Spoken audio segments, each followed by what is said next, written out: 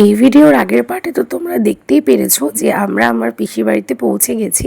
তো ওখানে দাদাভাই আর বৌদিভাই মিলে আমাদের পিক আপ করতে এসেছিলো। এই দেখো, এটা হচ্ছে আমার পিসির বাড়ি, কিন্তু অনুষ্ঠানটা হয়েছিল সামনেই একটা লজে। তো ওখানেই ভাইজির সাথে দেখা করতে চলে গেছিলাম। আর যাওয়ার সাথে সাথে আমাদের ব্রেকফাস্ট দিয়ে দিয়েছিল লুচি আর তরকারি। আর এইদিকে দেখো ভাইজি আমাদের ঋদ্ধিতে বসে পড়েছে, আর এদিকে আমি আর আমার মিষ্টি বৌদিভাই মিলে কতগুলো ফটো ভিডিও তুলে নিচ্ছিলাম। আর এদিকে দেখো সবাই মিলে জলসইতে বেরিয়ে পড়ছে। তো আমরাও যাব জলসইতে। তো আমার গলাটা ভেঙে গেছে, তোমরা একটু ম্যানেজ করে নিও। আর ওই যে দেখো কুচকুসোনা, ওটা হচ্ছে আমার দাদার ছেলের, মানে আমার ভাইপোর মেয়ে আর কি। তো মানে আমার পিসি হয়েছে, আমাদের পিসি এসছে আমাদের বাড়িতে, এই যে দেখো। তো ও ছোট্ট সোনা আমাদের সাথে গেছিলো জলসইতে। আর এদিকে দেখো ব্যান্ড পার্টি বাজছিল, আর আমার ভাইজির বান্ধবীরা একটু ডান্স করছিল। তো সবাই মিলে এবার যাব ভিনিগি কালীমায়ের বাড়িতে। তো ওখানেই পুকুর আছে, ওখান থেকে ওই পুকুর থেকেই জল নেওয়া হবে। আর জানো তো বন্ধুরা, লাইফে মনে হয় ফার্স্ট আমি কারোর গায়ে হলুদে, লাইফে ফার্স্ট না, ছোটোবেলায় পড়েছিলাম, কিন্তু এই বড় হয়ে লাইফে ফার্স্ট, তাও আবার বিয়ের পরে আমি কারোর গায়ে হলুদে চুড়িদার পরেছি।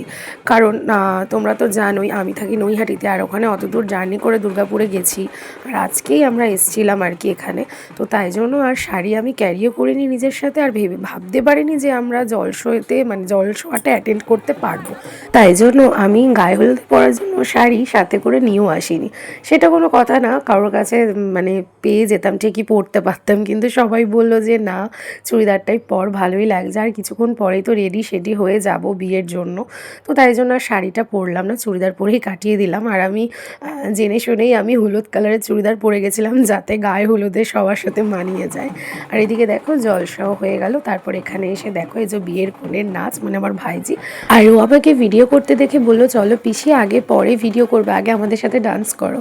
তো আমি একটু ভিডিও ক্লিপ নিয়ে নিলাম। আর দেখো আমার ভাইজিকে কি মিষ্টি লাগছে না, ওকে সত্যি এমনিতেই মিষ্টি দেখতে, আর আজকে না আরও ওকে বেশি মিষ্টি লাগছিল।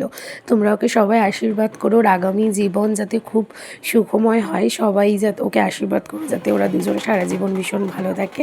আর এই দিকে দেখো আমার শাশুড়ি মাকেও নিয়ে নাচিয়ে ছেড়েছে, যেহেতু আমার মা, জেঠি, আমার শাশুড়ি মা সবাই ওর সম্পর্কে দিদা হবে। তো চলো বন্ধুরা, এই পার্টটা আমি এখানে শেষ করছি। ভালো লাগলে অবশ্যই লাইক আর কমেন্ট করো। দেখা হচ্ছে নেক্সট পার্টে। Tata, by.